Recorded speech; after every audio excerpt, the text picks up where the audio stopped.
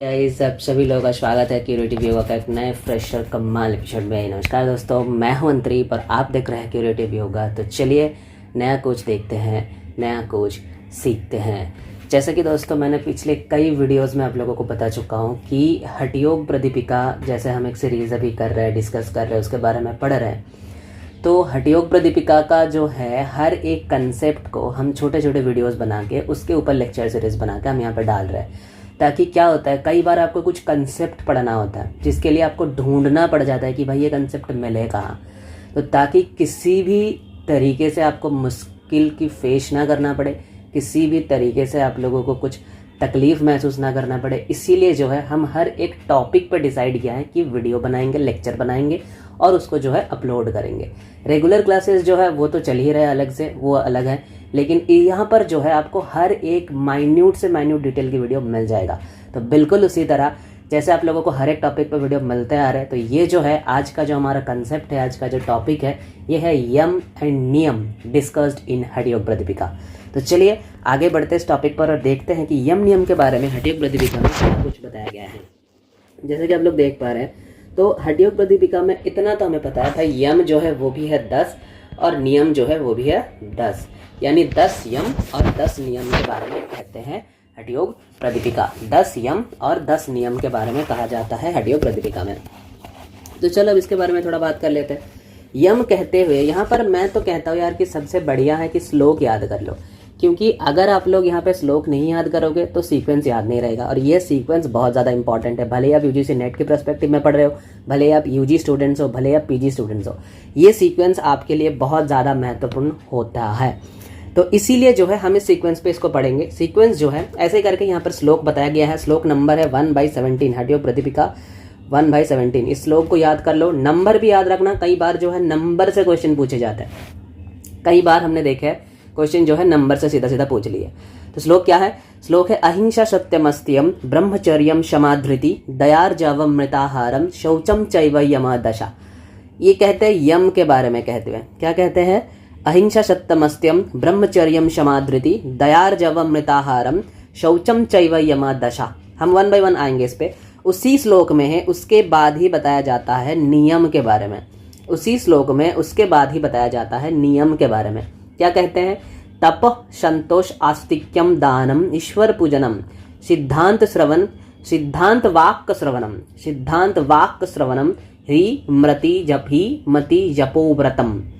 तो यहाँ पर ध्यान करने वाली बात यह है, जैसे कि आपको इस स्लाइड में अभी देख रहे हैं, हम इसको ना अलग अलग कर दिया है नाम, क्योंकि श्लोक इसलिए डाला है कि भाई श्लोक पढ़ लो, सबसे बेहतर है। अगर श्लोक पढ़ने में प्रॉब्लम है तो आ जाओ इसमें, श्लोक पढ़ने की जरूरत नहीं है, आप ऐसे याद करो। लेकिन मेरी मानो, मेरी सलाह अगर पूछो तो भाई श्लोक पढ़ लो, क्योंकि श्लोक से बेहतर है ही नहीं कुछ। चलो एक बार देख लेते हैं। सबसे पहले बताते हैं यम में अहिंसा, उसके बाद सत्य, फिर अस्त्य, फिर ब्रह्मचर्य, फिर उसके बाद क्षमा, धृति, दया, आर्जवम, मिताहार, शौच। ये यहाँ पर याद रखना, जैसे पतंजलि योग दर्शन जब आप पढ़ते हो तो शौच जो है वो नियम में आता है, यम में नहीं आता भाई। शौच जो है वो नियम में आता है। कई बार आपको गूगली फेंक सकता है यूजीसी नेट में, ऑप्शन डाल दिया है शौच, अपरिग्रह, फिर 5 नियम जो आपका यम जो पतंजलि में है, और आपको पूछा गया कि भाई बताओ इनमें से कौन सा यम के अंदर आता है अकॉर्डिंग टू हठयोग प्रदीपिका। आपको दिया गया है 5 नियम, शौच, संतोष, तपोष, तप, स्वाध्याय, ईश्वर प्रणिधान। शौच, संतोष, तप, स्वाध्याय, ईश्वर प्रणिधान। आपको पूछा जा रहा है कि इनमें से कौन सा यम के अंदर आता है एज पर हठयोग प्रदीपिका। आप बोलोगे ये सारे ऑप्शंस तो पतंजलि से दिया हुआ है, वहां पर ही देखो शौच जो है ये यम में आता है एज पर हठयोग प्रदीपिका। इसलिए जो है ये याद रखना, ये सीक्वेंस याद रखना बहुत जरूरी है, एंड नाम कौन कौन सा है तो इसको ऐसे याद कर लो, अहिंसा सत्यमस्त्यम ब्रह्मचर्यम क्षमाधृति दयार्जवम मिताहार शौचम। ऐसे करके अगर आप याद रखोगे तो आपको पूरा श्लोक याद हो जाएगा और आराम से वो सीक्वेंस याद रह जाएगा, अलग से पढ़ने की जरूरत नहीं होती है। इसलिए मैं इसको ये सीक्वेंस ही बहुत ज्यादा प्रेफर करता हूँ। उसके बाद आते हैं नियम। नियम क्या है? नियम है तपो संतोष आस्तिक्यम दानम ईश्वर पूजनम सिद्धांत श्रवणम ह्री मति जप व्रतम। तप मतलब तपस्या करना, संतोष मतलब क्या है?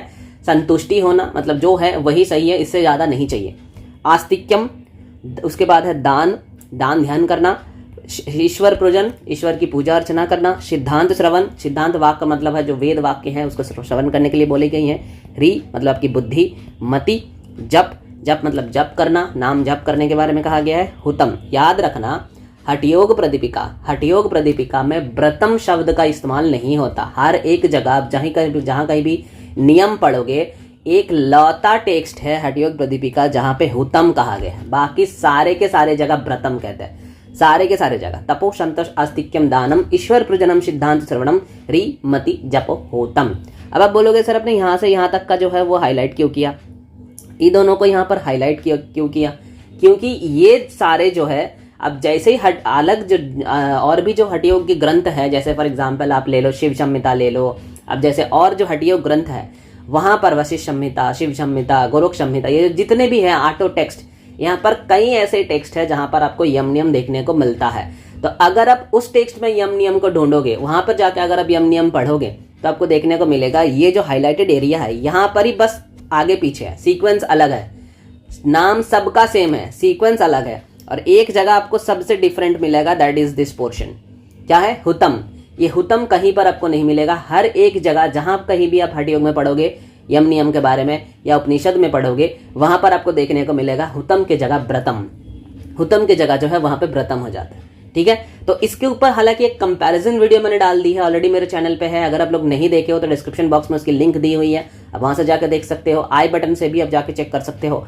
ठीक है, तो यहाँ पर जो है आपको डिफरेंस देखने को मिलेगा, इसीलिए ये सारे एरियाज जो है हमने हाईलाइट कर लिया। इसके अलावा यहाँ पर जो है हमने एक बढ़िया सा पिक्चर डेवलप करके यहाँ पे डाली हुई है। तो अगर ये स्लाइड भी आप लोगों को चाहिए तो मेरे चैनल की मेरे जो टेलीग्राम चैनल है वहाँ से आप लोगों को मिल जाएगा। क्यूरेटिव योगा की जो टेलीग्राम चैनल है वहाँ से आपको ये स्लाइड तो बेशक मिल ही जाता है हर एक वीडियो के बाद, तो ये स्लाइड भी आप लोगों को वहाँ से मिल जाएगा बेशक। लेकिन ये जो है यहाँ पर हमने डिस्कस करी हुई है, देखो दिस साइड में आपको यम, यहाँ पर हमने जो है पूरा इंग्लिश और हिंदी दोनों वर्जन में लिख दी है।